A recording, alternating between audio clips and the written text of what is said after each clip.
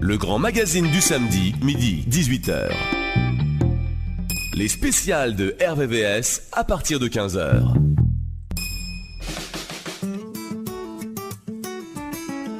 Les spéciales de RVVS. Robert Congo.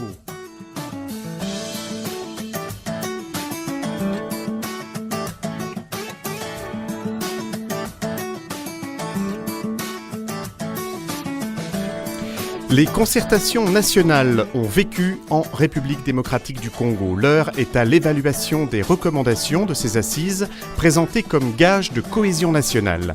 Dans un discours prononcé le mercredi 23 octobre dernier, devant l'Assemblée nationale et le Sénat, réunis en congrès au Palais du Peuple, le président Joseph Kabila, initiateur de ce forum, a solennellement déclaré faire siennes les recommandations issues des concertations nationales tenues à Kinshasa du 7 septembre au 5 octobre 2013. Évaluation des recommandations issues des concertations nationales en République démocratique du Congo, une émission spéciale sur RVVS 96.2 avec Robert Congo. Bonjour à tous, je fais mienne les recommandations issues des concertations nationales, a affirmé le président Joseph Kabila dans son discours devant les deux chambres du Parlement réunies en congrès mercredi dernier. Avec notre invité Gaspard Hubert Lonsi-Koko. Gaspard Lonsi-Koko, bonjour.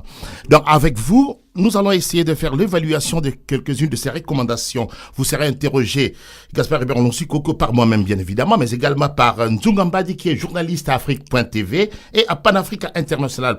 Bonjour Nzungambadi. Bonjour.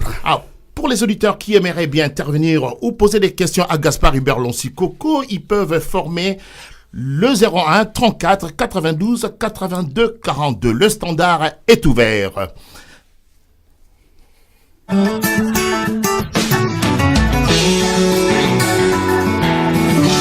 RVVS 96.2. Comme tous les Congolais, Gaspard Hubert Lonsi-Koko, vous avez suivi avec intérêt le déroulement des assises de concertation nationale, lu avec attention les recommandations des concertateurs, et vous avez sans doute écouté avec ce sens critique qui vous caractérise les discours de Joseph Kabila mercredi dernier devant les deux chambres du Parlement réunies en congrès, comme je disais. Êtes-vous satisfait personnellement des recommandations issues des concertations nationales dans son ensemble? Cela a été un succès selon vous? Je ne sais pas si ça a été un succès, mais en tout cas, globalement, par rapport à tout ce qu'on a dit, on ne peut pas vraiment mettre des critiques dans la mesure où c'est tout ce que nous-mêmes nous avons recommandé dans le passé. Ce sont les critiques que nous avons faites qui ont été à l'origine de sa déclaration. Moi, je pense plutôt la déception vient du fait que lors même des concertations nationales en amont, les vrais problèmes n'ont pas été traités sur le fond. Et ça se voit d'ailleurs dans les discours du président Kabila, c'est que beaucoup de pans entiers des vrais problèmes qui concernent les pays ne sont pas abordés. Et donc, on attendra de voir quelle articulation concrète sera faite de ces décisions. Mais à mon avis, les vrais problèmes n'ont pas été réellement évoqués. On aura le temps maintenant, à travers vos questions, de savoir quels sont peut-être ces problèmes, qu'est-ce qu'il fallait peut-être dire. Voilà. Alors, la première chose, c'est que Kabila entend former un gouvernement d'union nationale. Est-ce que cela constitue un avantage par rapport aux problèmes qui se posent au Congo actuellement? Bon, là aussi, construire un gouvernement de cohésion nationale, comme il l'appelle, si il avait décrété un état d'urgence, on pouvait comprendre qu'il puisse avoir un gouvernement de salut public pour essayer de stabiliser les choses. Or, là, c'est un gouvernement de cohésion nationale parce que comme il y a un problème de légitimité du pouvoir, il faut taire tout le monde. On veut faire un gouvernement dans lequel on mettra l'opposition, quelques membres de la majorité pour pouvoir se partager quelques postes. Mais est-ce que ça aura vraiment un effet réel par rapport à la guerre qui se passe à l'Est? D'autant plus que ce qui s'est dit à Kinshasa lors des concertations dépendront des conclusions qui seront ou pas tirées à Kampala. Donc, on ne sait pas concrètement qu'est-ce que va faire ce gouvernement d'union nationale, d'autres qui n'a pas pu faire l'actuel gouvernement et lui-même en tant que président de la République. Moi, je pense que si le président Kabila avait une réelle volonté d'impulser, de donner une crédibilité, de rendre la légitimité aux institutions étatiques, il aurait pu commencer par dissoudre le Parlement et organiser des élections crédibles. Et de cette élection-là, la majorité qui en sortira pourra mettre en place un gouvernement. Et si ce n'est pas la majorité qui est de la même couleur que ses accointances politiques, il y aura cohabitation. Et dans le cadre d'une cohabitation, les gens travailleraient sérieusement. Or, dans ces contextes-là, dans les contextes actuels, je pense qu'il y aura plus ce partage de pouvoir et pas d'autre chose et les pays vont en pâtir.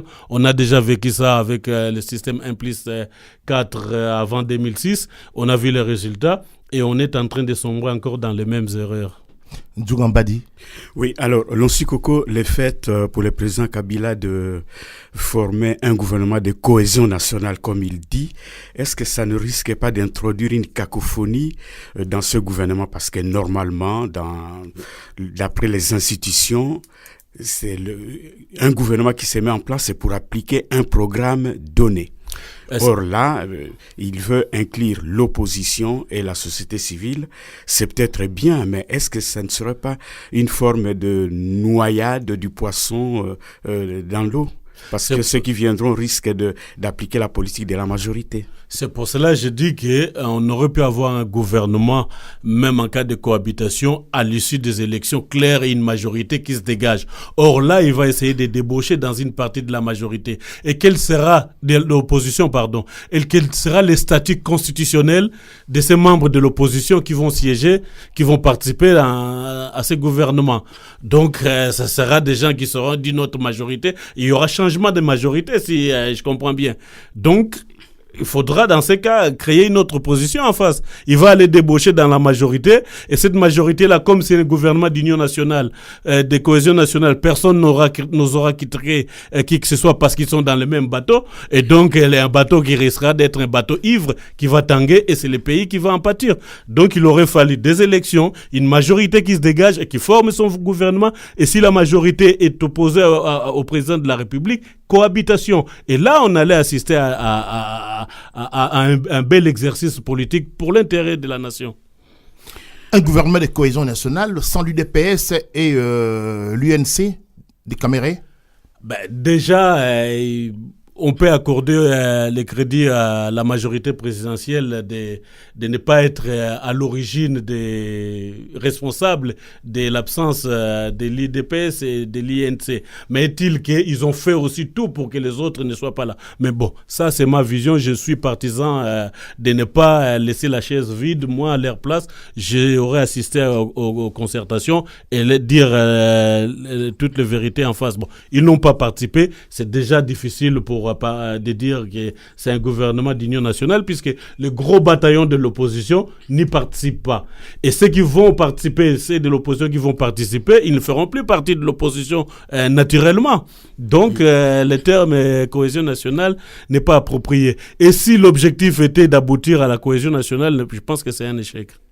Alors, le fait que Kabila ait permis à Tshisekedi d'être libre, de vaquer maintenant à son rôle d'opposition, est-ce qu'il ne va pas essayer de contacter l'UDPS pour l'inclure quand même dans cette majorité nouvelle, si je peux parler ainsi? Et c'est la démarche, je complète Ndjougambadi, c'est la démarche qu'a entrepris justement Mugalu, qui est le responsable de la maison civile de Kabila auprès de Tshisekedi.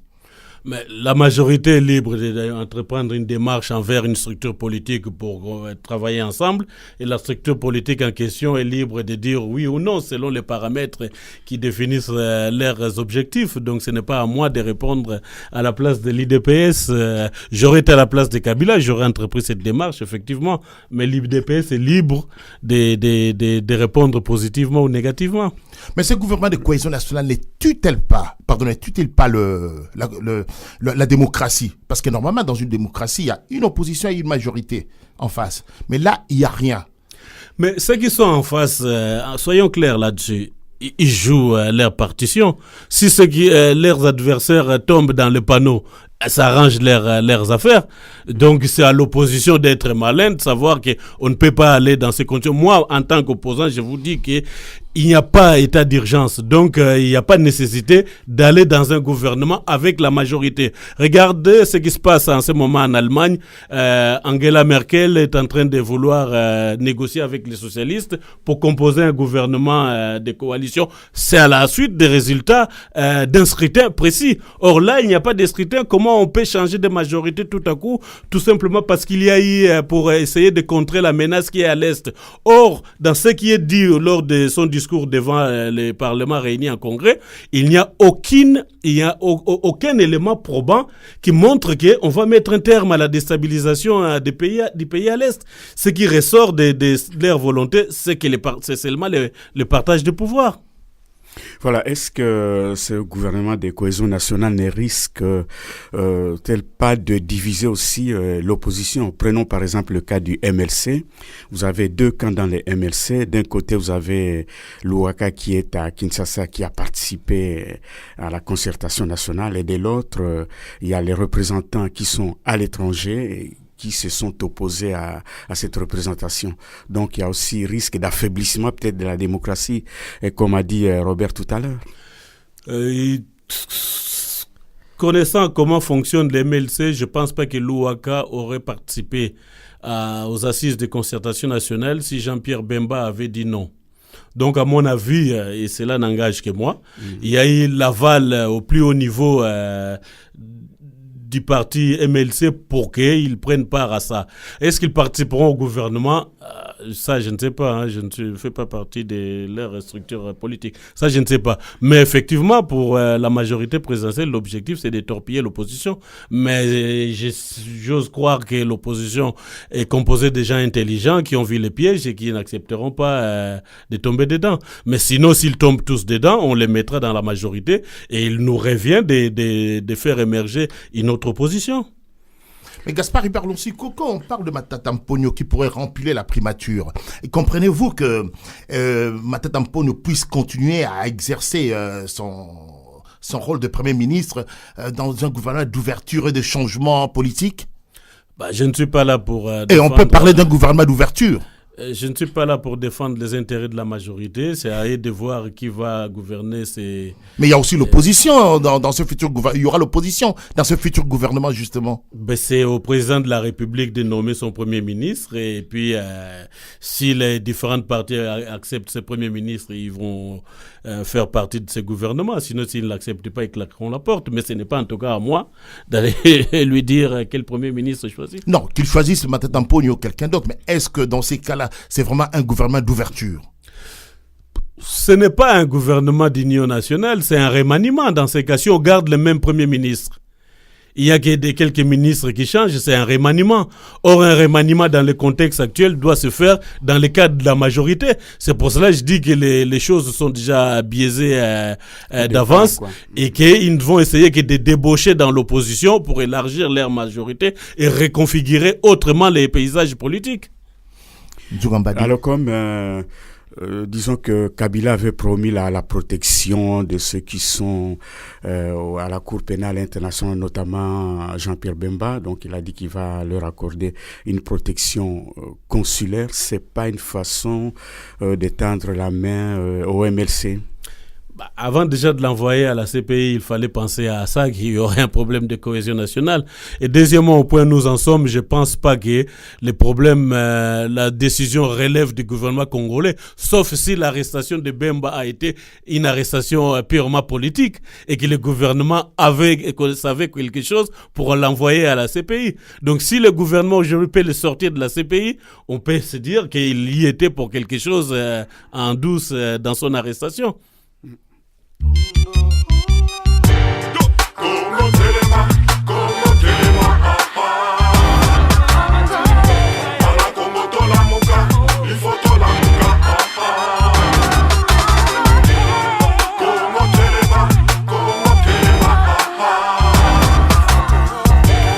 Congo meurt peu à peu, il faut que ma diaspora se lève. Sans et bosse pour le peuple sans trêve, sans peine. Je peux dire que nous sommes les plus riches du monde. C'est con et immonde que l'estomac de nos frères gronde. Les bombes pètent et la planète le mate sur écran plasma. Combien savent que sans nos pourtant vous n'auriez pas ça. Mais pas de smartphone pour la plupart des Congolais. Les gouvernants s'engraissent pendant que nos femmes se font violer. Sondez les frères, y a plein de choses à faire là-bas. Si le président est incapable, il quitte le poste. Voilà, c'est par là qu'il faut sûrement commencer. Comme on le sait tous, le peuple galère, là tu peux dire j'ai romancé. Pas question de renoncer, je veux voir le Congo debout. Car si on bosse bien, on tiendra le monde par les deux bouts. Ça me saoule de voir que nos diamants servent les petits caprices des millionnaires alors que les mineurs portent des cicatrices.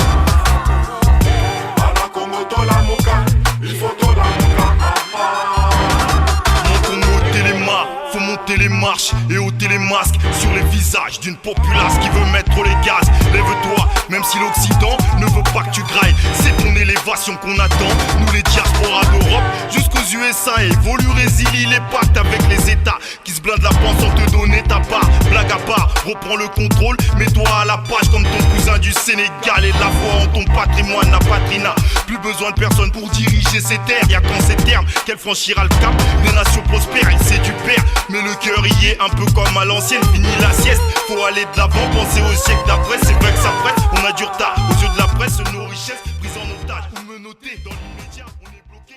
Les spéciales de RVVS, Robert Congo. Évaluation des recommandations issues des concertations nationales en RDC avec notre invité Gaspard Hubert Lonsi-Koko. Alors, une autre mesure annoncée concerne la libération des civils et des militaires, sans en préciser le nom et le nombre. Vous y croyez, Gaspard Hubert Lonsi-Koko? Je n'ai pas bien compris votre question. Alors, une autre mesure annoncée est justement la libération des prisonniers politiques et civils. Et civils, ah oui. Mais oui. il n'a pas précisé le nom et le nombre. Est-ce que vous croyez à cette mesure? Déjà, j'ai cru comprendre qu'il y a eu une ordonnance par rapport aux prisonniers civils, sauf pour les prisonniers politiques et les prisonniers d'opinion. On ne peut pas parler de réconciliation si on ne libère pas certaines personnes du fait de leurs convictions politiques ou autres. Donc, je pense qu'il faut rapidement qu'il y ait une ordonnance pour pouvoir les libérer. Et moi-même, si j'aurais été le président et Kabila, je pense que je les aurais libérés dans la foulée, quoi, parce que c'est bien beau de dire on va libérer les prisonniers politiques et de les maintenir toujours dans des conditions très très difficiles. Dès lors que le principe est acté, on peut commencer à les libérer et officialiser les choses tranquillement. Donc la décision n'est pas l'idée n'est pas mauvaise, hein, il faut le faire, il faut les libérer. Mais bon, on va voir ce que ça va donner. Mais vous y croyez vraiment, vous? Je lui accorde les bénéfices du doute. Hein. Il l'a annoncé. J'espère qu'il va le faire. S'il ne le fait pas, on le prendra au mot. Djougambadi. Alors, la concertation nationale s'est déroulée alors que les négociations de Kampala n'étaient pas terminées entre le gouvernement et les M23. Alors, les M23 réclamaient une amnistie générale pour eux, et alors que le gouvernement s'y oppose, est-ce que vous ne voyez pas qu'il y a une contradiction là-dessus? Ça sera un peu difficile. Personnellement, je pense qu'on a mis la charrue avant le bœuf. Puisque ce qui se passe en Kampala, s'il y a un accord, ça sera un accord supranational qui aura le dessus sur toute décision nationale. C'est-à-dire ça va supplanter toutes les décisions des concertations nationales.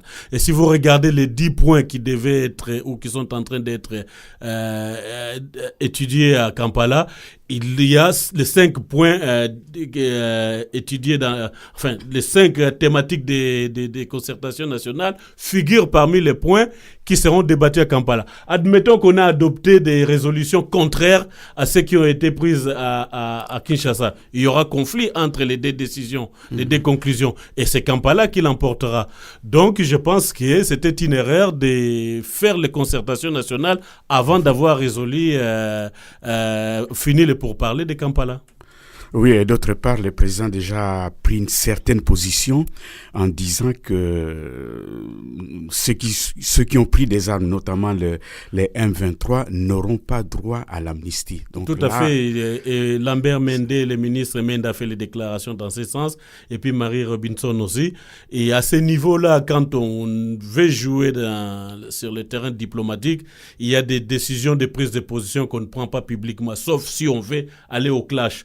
Or, cette déclaration-là a été par rapport à cette déclaration, c'était prévisible et qu'il y aurait clash. Donc, moi, quand j'ai entendu ça, j'étais convaincu qu'il n'y aura pas de conclusion à Kampala et la solution sera militaire, hein, qu'on le veuille ou pas. C'est la seule issue qui reste pour le Congo si il veut vraiment garder l'intégrité de son territoire. C'est votre souhait, mais c'est pas ce que pense le président Joseph Kabila. Mais on a vu ce qui s'est passé à Kampala. Personne ne veut avancer. Et comment tu peux aller négocier dans des endroits où les médiateurs et juges et partis et qui essayent de te faire danser? Il faut bien que tu gagnes du terrain concrètement pour pouvoir imposer ta volonté. Comment tu peux gagner une négociation, une médiation, si tu ne peux pas mettre ta menace à exécution ou si tu es fragilisé sur le terrain? On n'a pas d'autre choix. Et il faut qu'on en profite pendant qu'on a la brigade internationale des Nations Unies et la force de la MONUSCO pour pouvoir régler ces problèmes dans le Sud. Et je ne pense pas qu'on a fait venir cette brigade d'intervention pour continuer à aller négocier. L'objectif de ces brigades, c'est d'éradiquer les forces négatives. Or, le M23 fait partie de ces forces négatives. Et pourquoi on poursuit toujours pour parler de Kampala alors que le dispositif onusien est maintenant prêt et opérationnel? Alors, ce qui est curieux dans ces négociations entre le gouvernement et le M23, c'est que le gouvernement a même financé la participation du M23 en payant les per diem, les mêmes avantages que ce qu'il donnait au gouvernement. Or, dans un État de droit, dans un État qui se respecte, on ne négocie pas avec ceux qui prennent des armes contre les citoyens de leur pays. D'autant plus qu'il y a dans la Constitution des clauses qui stipulent clairement que tous les enfants du pays qui prennent les armes pour déstabiliser une portion du territoire sont condamnables. Ça, on n'est même pas à mesure de mettre ça en application. Mais pourquoi? Tout simplement parce qu'il y a faillite de l'État en RDC. Les institutions de l'État ne sont pas sur l'ensemble du territoire. Donc, la partie occupée par le M23 est devenue no man's land ou un Far West où tout le monde peut se permettre n'importe quoi. Donc, dans ces conditions-là, sans armée, sans État, nous ne pouvons qu'aller dans des négociations. Mais si dans ces négociations, ce sont vos agresseurs qui sont derrière, la solution est militaire. Je suis désolé, il n'y a pas... Quand j'entends des responsables des Nations Unies dire que la solution politique, alors que vu ce qui se passe sur le terrain, je me demande quel est le vrai plan de la communauté internationale. On peut dire qu'il y a un complot international contre la RDC. Mais Gaspard Iberlonsi Coco, tout le monde se pose la question, est-ce que militairement il faut s'armer contre le Rwanda ou bien contre les rebelles? Le Rwanda dit que ce ne sont pas ces éléments qui sont officieusement, on sait que ce sont des Rwandais. Nous devons nous en prendre à ceux qui sont sur place. Et d'autant plus qu'il y a eu cette brigade d'intervention qui est là pour nous protéger. Le problème est simple. Puisqu'ils sont dans les territoires congolais, qu'est-ce qui empêche qu'on puisse parachuter ces forces onusiennes le long de la frontière rwandaise et de prendre ces rebelles à étau? Si les Rwandais nous poignardent dans le dos cette brigade, on saura très bien qu'il est complice du M23. Alors que l'armée congolaise est en droit de se mettre à la frontière et contrôler ses frontières pour pouvoir combattre ce qui se passe, les perturbateurs dans son propre territoire. Pourquoi on ne le fait pas? Pourquoi on se met en face du M23 au lieu de pouvoir parachuter des éléments armés derrière le M23 mais sur notre territoire pour pouvoir les étouffer? Oui. Et c'est faisable, on ne le fait pas. Je ne suis pas un stratège militairement parlant, mais et on n'a pas besoin de sortir de Saint-Cyr pour comprendre qu'on peut faire ça. Alors, il semble que l'armée congolaise a quand même remporté quelques victoires, mais on l'a arrêté à la frontière du Rwanda. Est-ce que c'est pas une erreur si on l'a arrêté à la frontière du Rwanda, où sont les rebelles maintenant? Donc ils sont du côté congolais. Dans ces cas qu'ils ferment bien la frontière. Si c'est la réalité. Pour arriver à la frontière rwandaise, il faut passer là où il y a les M23. Donc ils ont disparu par opération de Saint-Esprit. Je vais bien. Gaspard Berlon-Sikoko, vous seriez à la place de Joseph Kabila. Est-ce que vous garderez toujours la mission diplomatique rwandaise au Congo? D'une part, je ne suis pas à sa place. Et donc, je ne sais pas si je garderai disons, dès lors qu'on commence à dire qu'il y a des pays frères, des pays frontaliers qui nous attaquent, donc c'est déjà un état de guerre. Et comment on peut garder une représentation diplomatique d'un pays avec lequel on est en guerre? Donc il y a incohérence dans l'attitude de Kinshasa. Donc disons que les rapports entre le Rwanda et la République démocratique du Congo ne sont pas très clairs, ils sont pas. C'est comme si jouer à cache-cache. Il y a beaucoup de parts d'ombre. C'est pour cela que j'ai dit au début que les déclarations faites par le président Kabila devant le Parlement réuni en Congrès souffrent du manque de conclusions des concertations, des travaux des assises de concertation nationale qui n'ont pas été faites sur le fond, notamment sur l'origine de la guerre en cours dans l'est du pays. Donc les conclusions sont déjà faussées, on ne peut prendre que des décisions faussées. Et on a également parlé d'une autre mesure, Ndjougambadi, on a parlé de retour des dépouilles de Mobutu et de Tshombe. Franchement, est-ce que cela va résoudre les problèmes de la RDC? Peut-être sur le plan intérieur, si ça peut arranger quelques familles et quelques sympathisants des Katanga et puis de l'Équateur, pourquoi pas. Mais ça n'a aucune répercussion directe avec ce qui se passe de l'Est, dans la mesure où ce ne sont même pas les Mobutistes qui constituent l'ossature du M23. Ce sont des sujets rwandais, des sujets ougandais et burundais. Ils n'ont rien à voir avec les Mobutistes. Il faut faire revenir ces dépouilles, mais ça n'a aucune répercussion sur la stabilité de la région, de la partie orientale du pays. Alors, au sujet de l'amnistie, on a parlé aussi de la libération des militaires impliqués dans certains crimes, etc. Alors, comment voyez-vous le problème sous cet angle ? Moi, je pense que les criminels ne doivent pas être réintégrés dans l'armée, et on les connaît, ne doivent pas être réintégrés dans l'armée. Et je pense aussi que dans le passé, il y a eu des amnisties envers ces mêmes criminels. Ça ne les a pas empêchés de récidiver. La loi reste la loi, même si elle est dure, il faut l'appliquer. Alors, il y a une autre mesure qui a été annoncée, la nomination d'un conseiller anticorruption. Et pourtant, on nous a déjà parlé de la tolérance, du programme Tolérance Zéro. Vous y croyez, vous? Je ne sais pas qui il va... Et il a dit avec force, pour les dirigeants qui s'enrichissent.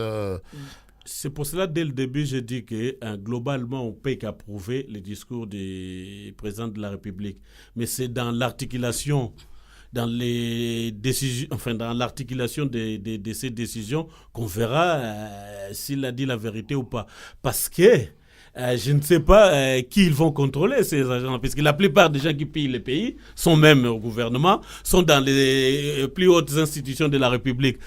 J'espère que tout le monde va tomber, hein. Oui, au sujet de cette lutte contre la corruption, n'est-ce pas mieux d'organiser plutôt les organes administratifs qui peuvent mieux travailler là-dessus? Il fallait qu'il y ait, avant de mettre en place ce genre d'institutions, faire une audit indépendante. Et à partir de là, on nomme une commission d'experts autonomes pour pouvoir faire ce travail. Mais décider comme ça, sur le plan polique, mais ces gens-là vont en référer à celui qui leur a confié la mission. Et vous pensez qu'ils vont s'en prendre à celui qui leur a confié la mission s'il est responsable, s'il s'avère qu'il est responsable de d'une part de la corruption, puisqu'il a l'autorité pour mettre en terme cette commission. Est-ce que la commission est ad hoc? Et quelle est la valeur de la commission par rapport à la Constitution, par rapport au texte en vigueur? Il y a le rôle de la justice aussi qu'il faut souligner. Il faut qu'on donne les moyens à la justice de jouer son rôle. Le problème n'est même pas de donner à la justice le moyen de jouer son rôle. C'est dans la nomination de ces magistrats. Il faut voir comment on peut nommer les magistrats pour qu'ils soient indépendants, qu'ils ne dépendent pas de l'autorité politique qui les nomme. Il faut revoir la nomination, les modalités de nomination du corps judiciaire. Et pour la parité des femmes, il a parlé de 30% de femmes sur les listes de chaque parti. Bon, on sait très bien comment ça se passe dans notre pays. Nous tous, nous voulons qu'il y ait une parité absolue 50-50. Encore faut-il que les femmes soient aussi qu'on leur donne la possibilité de s'impliquer dans des partis politiques, d'avoir des responsabilités dans ces partis politiques et de pouvoir postuler. S'il faut aller chercher des femmes pour le plaisir de les chercher et qui faire 30%, bon, on aura un parlement godillot aussi. On aura cherché des femmes incompétentes qui ne pourront rien dire et ça ne changera rien. Moi, je suis pour la parité 50-50. Mais il faut faire en sorte que dans des partis politiques, les femmes aient des postes de responsabilité, postulent pour pouvoir aspirer à la gestion de la chose publique comme les hommes. Toutes ces annonces ne cachent-elles pas le manque des résultats de 2 présidences Kabila? Mais dès lors que lui-même accepte les conclusions de ces assises et demande à ce que les choses soient faites, il reconnaît tacitement que rien n'a été fait depuis qu'il est président de la République. Donc, il reconnaît lui-même, sans le dire, son échec. Pour moi, c'est un échec patent, il l'a reconnu. Il recommande des choses qu'il n'a pas pu faire pendant ces différentes mandatures. Oui, c'est un échec. Ouais, on a un auditeur en ligne. Ferdinand, bonjour. Oui, bonjour. Ouais, on vous écoute, vous êtes sur RVVS 96.2 avec notre invité Gaspard Hubert-Loncy Coco. Nous parlons justement des concertations nationales. Si vous voulez intervenir ou poser une question à Gaspard Hubert-Loncy Coco. Je n'ai pas bien compris. Est-ce que vous voulez poser une question à Gaspard Hubert-Loncy Coco ou vous voulez intervenir?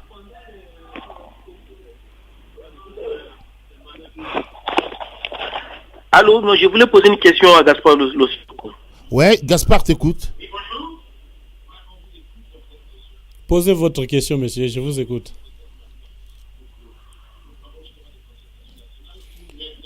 Ouais, Ferdinand, Gaspard Oui. Hubert-Loncy Coco vous écoute.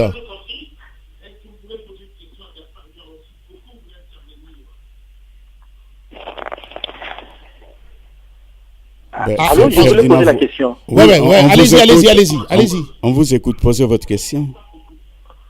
Monsieur Gaspard, bonjour. Bonjour, monsieur Ferdinand.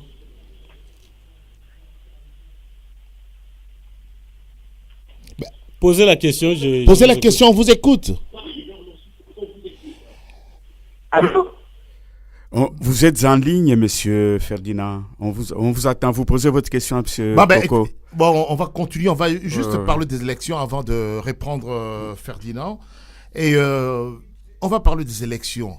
Est-ce que les élections, selon vous, Gaspard Hubert-Loncy Coco, auront lieu en 2016 ou pas? Parce qu'il y a quelque chose qui cloche, il y a quelque chose qu'on ne comprend pas. Pourquoi ces concertations? Est-ce qu'elles ne cachent-elles pas un petit calcul politique? Bon, j'espère qu'on aura les élections comme prévu, que le président de la République est libre de manipuler son gouvernement comme bon lui semble. Mais cela ne lui donne pas le droit de zapper les échéances électorales prochaines. Donc, avant de répondre à cette question, Gaspard, excusez-moi, on va prendre Ferdinand. Ferdinand, maintenant vous nous écoutez? Oui, je vous écoute bien. Voilà, alors posez votre question. Je voulais poser une question à M. Gaspard Loncy Coco. Bonjour, M. Loncy Coco. Bonjour, M. Ferdinand. Et d'abord, vous avez parlé concernant le gouvernement de cohésion nationale. Vous avez dit que ça ne sert à rien. L'opposition et la majorité ne peuvent pas travailler ensemble. Mais à mon point de vue personnel, je vois comme le pays est en crise après les élections du 28 novembre. après les élections du 28 novembre 2011, et le pays était en crise, et puis aussi la reprise de la guerre à l'est de la République démocratique du Congo. Alors, les concertations nationales étaient bel et bien pour consolider la cohésion nationale, et moi je vois surtout les missions que le président de la République a confiées au gouvernement futur pour ramener la paix, restaurer l'autorité de l'État et consolider la cohésion nationale avec les principes de la décentralisation et améliorer les conditions sociales de la population de la République démocratique du Congo. Mais comment voulez-vous quand même que l'opposition et la majorité ne peuvent pas travailler pour vraiment amener bien ces missions? C'est ça ma question. Merci pour votre question. Je ne pense pas que le président Kabila avait besoin de l'union de la majorité de l'opposition pour mettre en place ce que vous venez d'évoquer. Il avait un gouvernement, pourtant je ne suis pas kabiliste, je pense que le Premier ministre Matata Ponyo travaille. Il fait son travail. Il y a des lacunes, il y a des failles, mais il fait son travail. Il a une majorité à l'Assemblée pour pouvoir mener à bien cette opération. Il n'avait pas besoin de l'opposition pour atteindre ces objectifs-là. Par contre, vous venez d'évoquer la crise. Mais s'il y avait crise et qu'il fallait un gouvernement d'union nationale, il fallait décréter un état d'urgence et faire ça dans la forme. Or, on voit aujourd'hui une grosse partie de l'opposition, dont l'IDPS et l'INC, ne participeront pas à ces gouvernements-là. Je ne vois pas ce qu'il y a d'union nationale dans tout cela. Donc, le contexte n'est pas approprié pour parler d'un gouvernement de cohésion nationale. Les résultats non plus. Donc, rien n'a empêché Matata Ponyo, qui a toutes les institutions majoritaires au Sénat, majoritaires à l'Assemblée nationale, majoritaires sur toutes les assemblées provinciales, de mettre en place ce que vous venez d'évoquer. S'ils veulent à tout prix que l'opposition entre là-dedans, ce n'est qu'une stratégie politicienne pour étouffer l'opposition, qu'il y ait un vide et aller dans le sens de ce que venait de soulever tout à l'heure M. Robert Congo, de ne pas aller vers les élections, de bidouiller les choses pour ne pas tendre vers les élections en 2016. Et c'est aux Congolais d'être prudents là-dessus. Alors Ferdinand, oui. Vous avez écouté Gaspard Eberlonsi Coco, vous avez quelque chose à rajouter? Oui, je voulais ajouter quelque chose là, M. Gaspard Coco. Et vous savez bien quand même que nous ne sommes pas dans la normalité constitutionnelle. Hein? Si par exemple pour dire qu'il y a majorité et l'opposition, mais je ne pense pas que nous sommes effectivement dans l'état d'urgence ou dans l'état de crise dans notre pays. Mais c'est sans vous couper, je l'ai dit tout à l'heure, si on n'est pas dans la normalité constitutionnelle, il faut décréter un état d'urgence. Et l'état d'urgence permet au président de la République de mettre en place une structure qui peut rassembler tout le monde pour faire face à l'adversité. Ce qui n'est pas le cas, il ne l'a pas dit. Et en le faisant en dehors de la normalité constitutionnelle, il viole la Constitution. Vous l'enfoncez encore. Ferdinand? Oui. Oui, c'est bon, vous êtes satisfait de la réponse de M. Coco, ou bien vous voulez encore reposer une troisième question? Après, je suis d'abord, après je vais poser une question. Vous nous rappelez, écoutez, vous êtes toujours sur RVVS 96.2, vous composez les 01 34 92 82 42. Merci. D'accord, merci. Gaspard Eberlonsi Coco, on disait justement par rapport aux élections, parce que pour qu'il y ait élection, il faut qu'il y ait recensement. Tout à fait. Pour qu'il y ait recensement, il faut qu'il y ait la paix. Exact. Or, est-ce qu'il y aura-t-il cette paix-là? Et la guerre va se terminer, on ne sait jamais. Comment on peut faire un recensement sans la paix? Et on risque d'aller au-delà de 2016. Mais je pense que nous sommes tous censés savoir que c'est le dernier mandat du président en place. Normalement, en 2016, il ne doit pas se représenter. Or, ce qui est en train de se passer ici, c'est pour brouiller les pistes. On a évoqué à un moment donné la possibilité de réviser l'article 220 de la Constitution pour permettre à l'actuel président de se représenter. Mais comme on a sorti les loups du bois, donc les concertateurs n'ont pas adopté cette option-là, ils sont en train de vouloir voir comment ils peuvent permettre la chose d'une manière ou d'une autre. Ça sera de faire pourrir davantage la situation pour qu'il n'y ait pas effectivement élection. Mais le peuple congolais est souverain, nous le disons assez, nous dénonçons assez ces genres de stratégies, de stratagèmes malhonnêtes pour que le peuple puisse prendre ses responsabilités si on en arrive à ça. On a un autre auditeur en ligne, c'est Félicien. Félicien, bonjour. Oui, bonjour. Je voudrais poser une question à monsieur Lonsi Coco. Oui. Bonjour monsieur Lonsi. Bonjour monsieur. Oui, je vous pose une question. Il me semble que votre groupe a été l'un des premiers à répondre favorablement à la concertation nationale. Tout à fait. Mais vous n'avez pas été confié. Non. Convié plutôt, excusez-moi. Après cette concertation nationale, quel est vraiment le projet de votre groupe à l'horizon 2016 ? Vous avez raison de rappeler que la DCFD, Diaspora congolaise favorable au dialogue, a répondu dès le début de l'appel du président Kabila par rapport aux concertations. Et dans nos recommandations, dans les cahiers des charges d'ailleurs qu'on avait introduits auprès des services du président de l'Assemblée nationale, Aubin Minakou, nous avons bien insisté que c'est par patriotisme qu'on le fait et non pas par rapport au partage du pouvoir. Et on a avancé nos idées là-dessus. On a même, les cahiers des charges ont même été retenus. Il se trouve qu'on n'a pas été convié en dernier ressort pour des raisons que nous ignorons, mais ça, ce n'est pas grave. Pour compléter l'auditeur, vous avez dit dans une interview comme quoi que le choix du présidium n'a pas été judicieux. Tout à fait. Et le présidium a préféré privilégier le clientélisme au détriment du travail, donc à pénaliser le travail au profit du clientélisme. Et donc à partir de là, à travers la presse, nous avons défini les grandes orientations auxquelles nous tenions à cœur, pour que les concertateurs puissent s'en approprier et que ça puisse profiter à la stabilité du pays. Mais une fois qu'on a fait notre travail patriotiquement, nous allons maintenant, dans ce flou qui est en train de se dessiner, nous positionner en tant qu'opposition, puisqu'une partie de l'opposition est en train de s'enfuir pour aller chercher des postes de l'autre côté. Il nous revient, nous, DCFD et d'autres structures qui pensons comme nous, de mettre en place une vraie opposition crédible pour les enjeux de 2016, que nous espérons que participer à ces enjeux-là, nous pensons que nous estimons qu'on ne va pas les zapper au profit des maintiens des uns et des autres. Donc nous allons politiquement nous positionner davantage dans l'opposition, pas une opposition stérile, mais une opposition constructive qui va faire des propositions et puis qui va faire en sorte qu'il y ait une vraie alternance en 2016. Et le nom de la diaspora congolaise favorable au dialogue va disparaître. C'était une structure qui a été conçue exprès par rapport aux concertations, mais maintenant il va se muer à une grande confédération qui deviendra peut-être un parti politique ou une plateforme politique, mais dans le cadre au sein de l'opposition.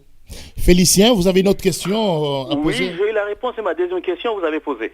Merci Félicien, merci. Je vous remercie aussi. Merci d'avoir participé à cette émission. Okay, je vous remercie.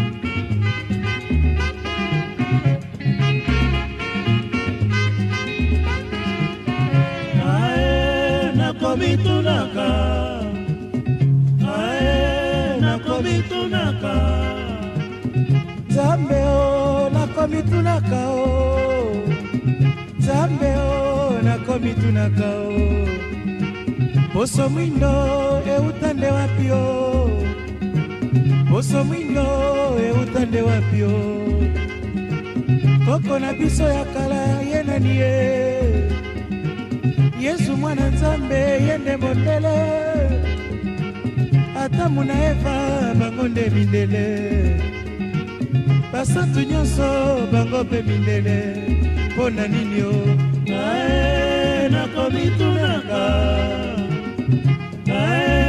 Nakomitunaka Nzambe o nakomitunaka o Nzambe o nakomitunaka o Babu kwa Nzambe tomonaka boye Basantu nyonso foto se mindele Banzelu nyonso bango se mindele Soki zabulu foto moto mwindo Injustice euta wapio mama nakomitunaka nakomitunaka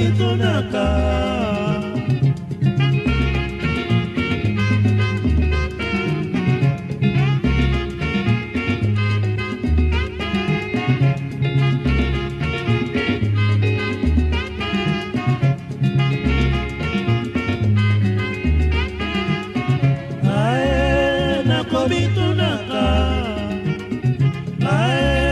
nakomitunaka Nzambe nakomitunaka poso mwindo eutande wapio poso mwindo eutande wapio banoko bakanga biso mayele boye bikeko bakoko bango baboyaka kisa bakoko bango bandimaka te kasi na ndako Nzambe biso tomonaka tokosambela chapele na maboko tokosambela bikeko bitoni ndako kasi bikeko yango se mindele mpo na nini Nzambe nakomitunaka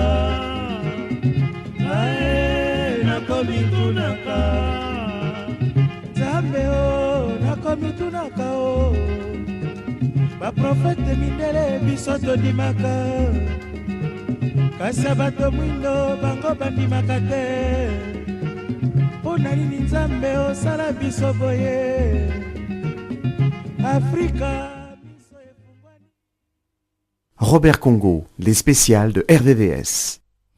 Évaluation des recommandations ici de concertation nationale avec notre invité Gaspard Hubert-Loncy-Coco. Gaspard Hubert-Loncy-Coco, on va revenir sur une question. Vous n'avez pas eu le temps d'y répondre tout à l'heure en parlant justement de recensement. Ces recensements doivent normalement avoir lieu avant 2016. On ne pense pas que cela soit possible, justement. Parce que pour qu'il y ait ce recensement, il faut qu'il y ait la paix. Or, la paix, on ne l'a pas encore en République démocratique du Congo, justement. Alors, quel est votre avis à ce sujet? Le Congo est entouré par 9 pays. Et c'est un pays très riche. Donc c'est un pays qui constitue un appel d'air par rapport à nos voisins. Et depuis 2001 que le président Kabila est au pouvoir jusqu'à aujourd'hui, il est quand même étonnant qu'il n'ait pas pensé à recenser sérieusement la population. Et vu ce qui se passe aujourd'hui à l'Est, dans la partie occupée par les M23, il y a des populations des réfugiés rwandais, qui en fait sont des militaires rwandais qu'on a introduits dans cette partie-là pour pouvoir peupler cette région. D'où la nécessité, l'urgence d'avoir un vrai recensement à partir de nos bases coutumières, en s'appuyant sur les chefs coutumiers qui savent qui est qui vient d'où, et à partir de là, concrétiser ça par des cartes d'identité infalsifiables avec toutes les technologies relatives à la biométrie pour pouvoir savoir qui est réellement congolais et qui peut voter. Et après, d'autres personnes, s'ils veulent venir habiter chez nous en tant qu'immigrés, nous aurons besoin de la main-d'œuvre, qu'ils viennent dans le respect de nos lois. Tout responsable congolais qui ne procédera pas à ces recensements, qui ne fera pas ça, complice de l'infiltration du pays et participe d'une manière ou d'une autre de la déstabilisation de ces pays. C'est la condition sine qua non si nous voulons avoir des élections fiables et des élections non contestées et si nous voulons éviter des fraudes lors des processus électoraux.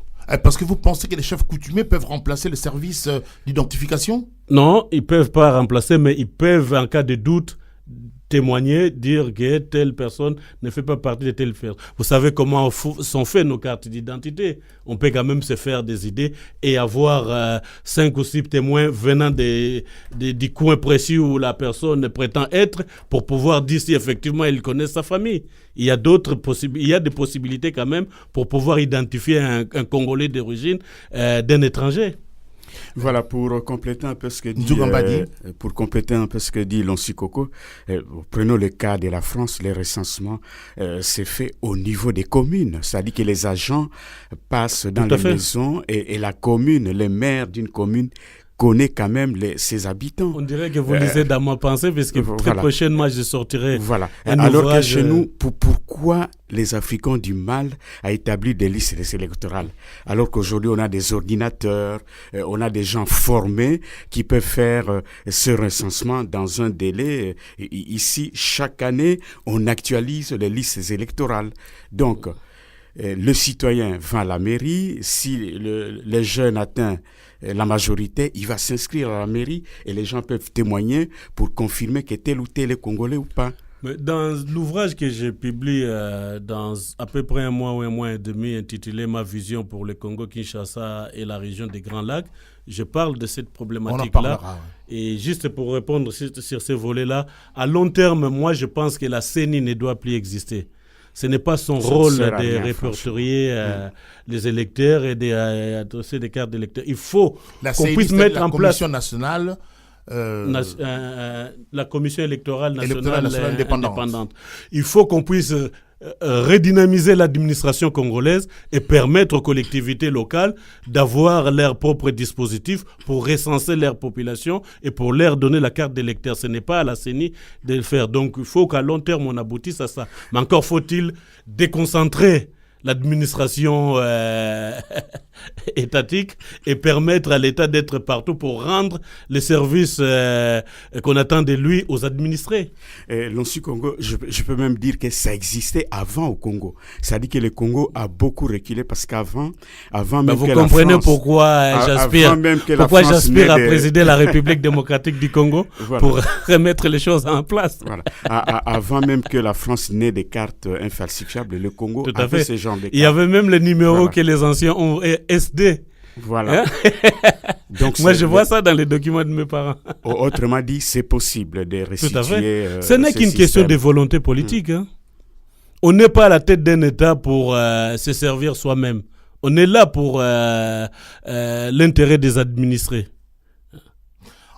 On va revenir sur le groupe armé qui opère dans l'est de la République du Congo. On a dit que voilà, ces concertations avaient pour but justement d'essayer de régler les problèmes qui se passent à l'est. Vous pensez que cela est possible? Est-ce que ces concertations auront seulement un impact dans la dégradation actuelle de la situation dans l'est? Moi, je ne pense pas, pour quelques raisons bien précises. D'une part, les vraies raisons qui sont à l'origine de la guerre de l'Est n'ont pas été évoquées lors des assises de concertation nationale. Et dans les discours du président Kabila, il n'en fait pas allusion. Donc il y a un gros secret qui est tu. Connu des MLC, connu du PPRD en tant qu'émanation de l'AFDL. Vous savez très bien que l'AFDL a été soutenu par le Rwanda et le MLC par l'Ouganda. Et si vous regardez comment c'est fait aujourd'hui la configuration des assises des concertations nationales, c'est tenu par les gens de ces deux partis. Et quand vous regardez les mécanismes de suivi, c'est toujours tenu par des gens qui y ont été ou qui sont de ces deux structures-là. Donc là, la vérité n'a pas été dite. À mon avis, il s'est passé des choses peu orthodoxes, on ne veut pas en parler. Deuxièmement, quand on voit l'incapacité de l'armée congolaise à pouvoir mettre un terme à la guerre qui a commencé depuis des années et des années, donc on n'est pas encore sorti de l'auberge, et s'il n'y avait pas les contingents onusiens, je pense qu'on aurait déjà perdu Goma. Donc il faut qu'on profite pendant que cette force-là est là pour pouvoir régler définitivement ces choses-là. Et troisièmement, quand on voit les velléités du Rwanda et d'Ouganda, leur appétit vorace en matière d'expansion, ils n'ont aucun intérêt à ce que le Congo se stabilise puisqu'ils veulent s'agrandir. Et allons encore plus loin, ils ne sont que des sous-préfets. Des hommes de main, des puissances extérieures qui veulent faire établir une sorte de zone franche dans le Kivu et qui sera supervisée par leurs poulains, c'est-à-dire Yoweri Kaguta Museveni et Paul Kagame. Face à tous ces éléments-là, on ne peut que mettre les paquets et on ne peut que faire du lobbying pour que la communauté internationale soit plutôt du côté du pays qui est agressé et ne continue pas à vouloir être toujours l'arbitre et à nous amener dans des pourparlers, des concertations diplomatiques qui n'aboutissent à rien. On sait très bien qu'à un moment donné, si les choses n'avancent pas, l'armée peut être l'outil de la diplomatie.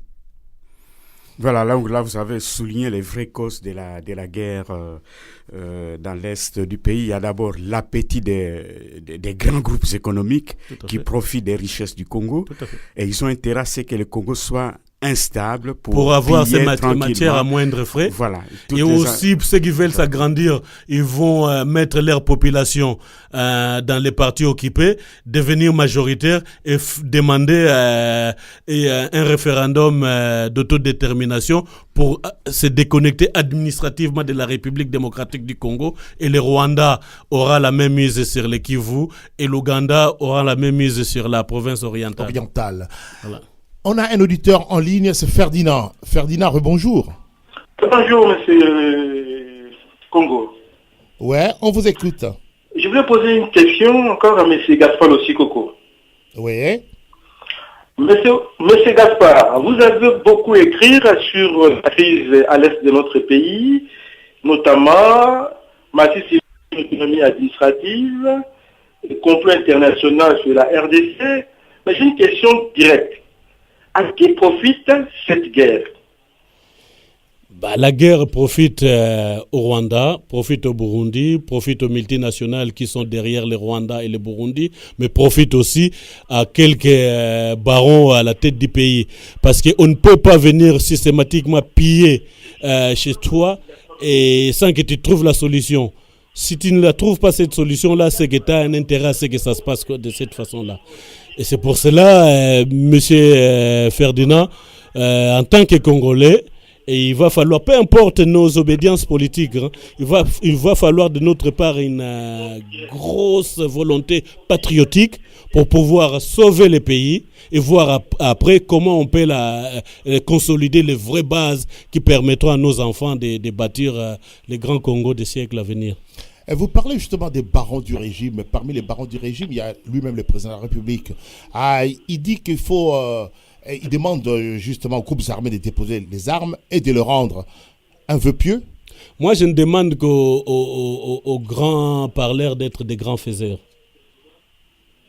Qu'ils mettent en acte leurs paroles. C'est comme ça qu'on les jugera. Et c'est comme ça qu'on saura qu'ils sont vraiment sincères. Ferdinand ? Oui. Vous avez une autre question? Après, je vais poser après. D'accord, on continue. Merci beaucoup. Alors, dites-nous, M. Gaspard Losikoko, mais qui est capable, justement, qui est à même d'ordonner la fin de cette guerre? Au point où nous en sommes, je pense que seul le peuple congolais, qui est souverain, peut mettre un terme à cette guerre. Il faut qu'il s'active par tous les moyens, qu'il manifeste, qu'il crie son ras-le-bol. Il faut qu'il dénonce les crimes contre l'humanité qui sont perpétrés en République démocratique du Congo. Nous sommes en France. Quand la France a été occupée, les Français sont devenus des résistants. Ils ont pris les armes, ils sont allés sur le terrain aux côtés de l'armée du général de Gaulle pour bouter l'ennemi dehors. Il faut que les Congolais qui sont à l'intérieur le fassent. Il faut que nous qui sommes à l'extérieur, nous puissions faire un grand lobbying auprès de ces institutions, de ces pays qui savent très bien que ce sont leurs multinationales qui sont à l'origine des guerres au Congo. Nous puissions faire ce lobbying pour que la vérité soit sue et pour que on puisse arrêter tout ça définitivement. Parce que le Congo, c'est une expression de M. Paul Nsapo que je fais mienne aujourd'hui, le Congo est une honte pour l'humanité et agissons ensemble pour que les choses puissent redevenir humaines dans ces pays. Alors justement, le président Kabila avait parlé de constituer une armée vraiment républicaine. Bon là, ça rejoint un peu ce que vous avez dit tout à l'heure. S'il est dit, c'est que jusque-là, l'armée était mal organisée. Donc alors, comment faire pour reconstituer une armée vraiment républicaine? Je pense que pour le moment, on ne peut pas constituer cette armée républicaine tant qu'on est en guerre. On peut essayer de temps en temps d'améliorer les choses, motiver les gens. Encore faut-il les payer, encore faut-il les nourrir, les loger, les mettre dans de bonnes conditions pour qu'ils n'aient pas le moral à zéro. Mais on a fait venir des forces extérieures pour venir nous aider. Mais il faut aussi que ces forces-là jouent leur rôle aux côtés de FARDC pour stabiliser définitivement la situation et après œuvrer pour une armée républicaine. J'en parle longuement dans les prochains bouquins que je vais sortir, mais pour l'instant, il faut faire avec les moyens de bord. Il y a urgence pour mettre un terme à ce qui se passe, aux crimes qui sont en train d'être perpétrés dans la région du Kivu et dans la province orientale.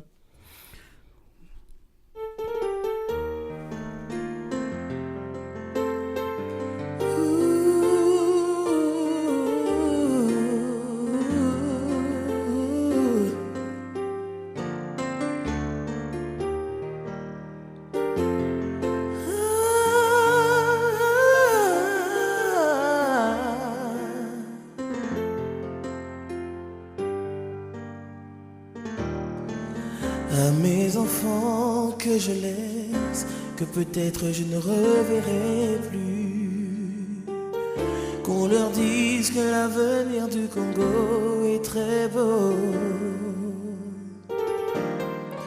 À mes enfants que je laisse, que peut-être je ne reverrai plus, qu'on leur dise que l'avenir du Congo est très beau.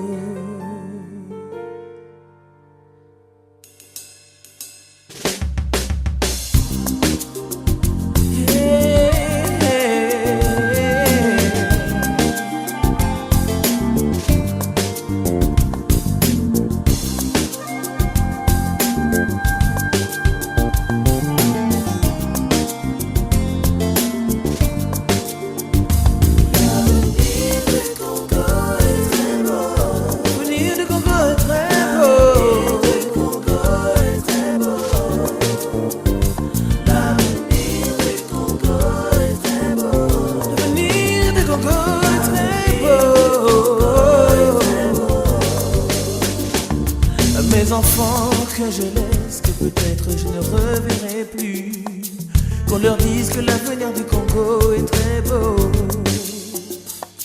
Mes enfants que je laisse, que peut-être je ne reverrai plus, qu'on leur dise que l'avenir du Congo est très beau. Est très beau. L'avenir du Congo est très beau.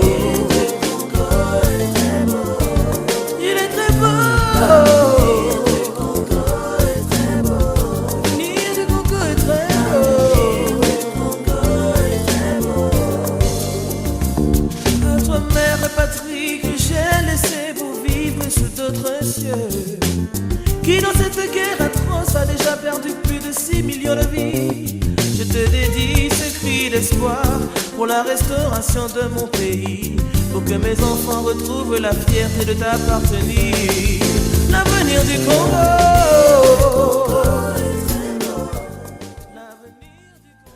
Robert Congo, les spéciales de RVVS.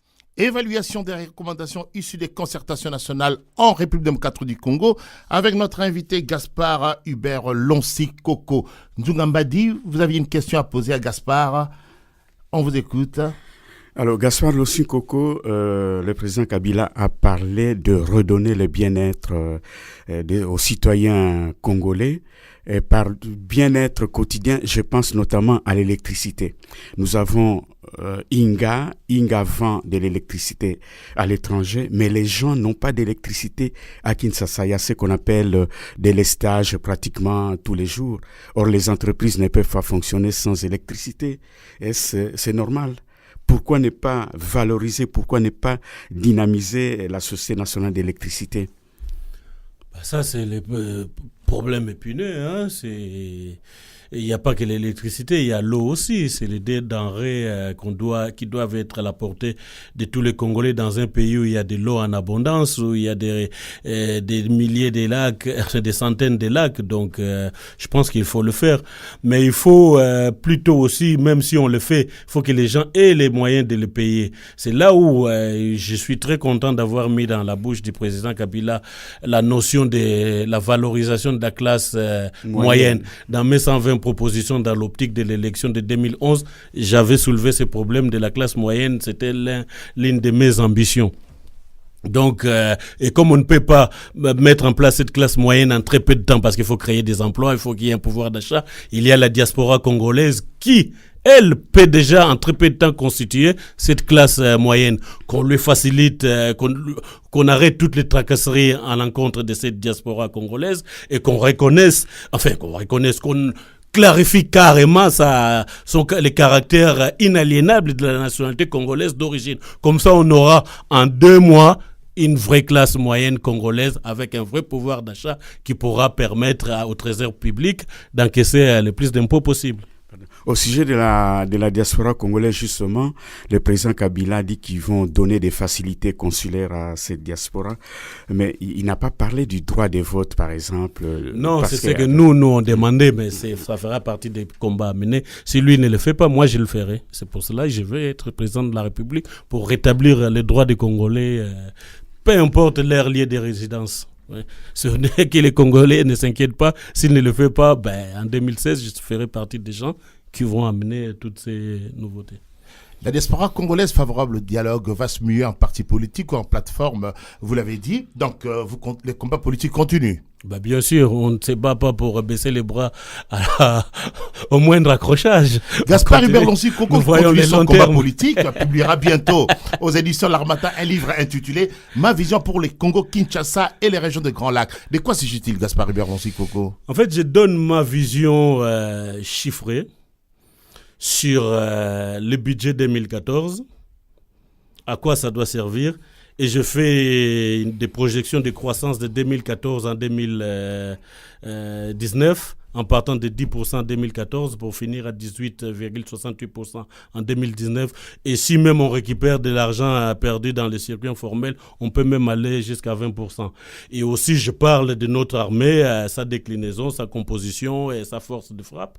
Et tout le reste, ça concerne l'économie, la région des Grands Lacs, comment on peut vivre en harmonie avec nos voisins. Mais pour qu'on puisse vivre en harmonie avec nos voisins, il faut qu'il y ait un Congo solide, stable, qui puisse permettre à toute cette région-là de pouvoir économiquement émerger, et qu'on ne peut pas vivre avec nos moyens tant qu'on n'a pas réconcilié nos peuples, et tant qu'on a toujours autour de nous des gens qui ont des calendriers cachés. Et tout ça ne pourra être possible que si on donne à l'armée congolaise une vraie force de dissuasion. Parce que tu ne peux pas mettre ta menace à exécution si tu n'as pas un élément, tu ne peux pas gagner diplomatiquement si tu n'as pas une menace, si tu n'es pas à mesure de mettre à exécution ta menace.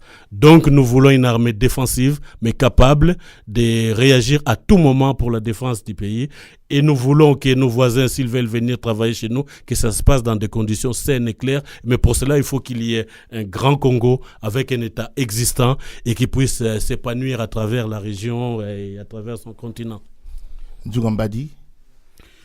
Je ne peux que adhérer à ces propositions parce que sans armée efficace, le Congo ne vaut rien. Parce que des petits pays, des pays comme le Rwanda, l'Ouganda ne peuvent pas vraiment faire ce qu'ils veulent, entrer, sortir comme dans du beurre. C'est pas possible, c'est inacceptable. Tout à fait. Ainsi se termine cette émission. Merci à tous de l'avoir suivi. Merci à Gaspard Hubert Lonsi Koko, merci à Nzungambadi et merci à Johan qui a réalisé cette émission. Restez à l'écoute de RVS 96.2. À 18h, vous retrouverez Rosie dans Sublime Tradition. Au revoir et à bientôt sur RVS 96.2.